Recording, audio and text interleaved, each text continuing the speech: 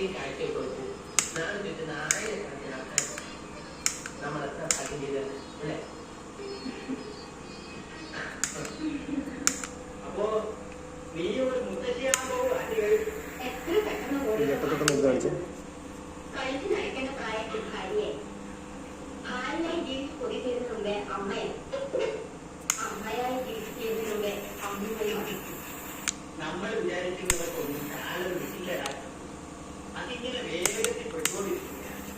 ഇടവും വരവും നോക്കാതെ തലയിൽ വെച്ചിട്ടുള്ള